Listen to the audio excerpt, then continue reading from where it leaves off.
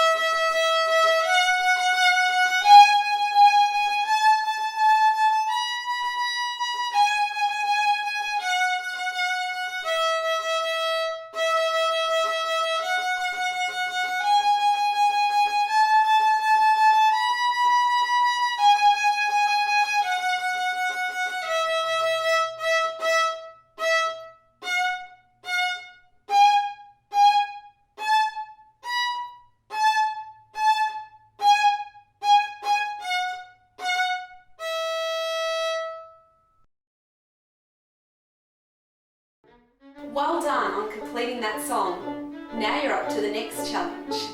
Keep practicing.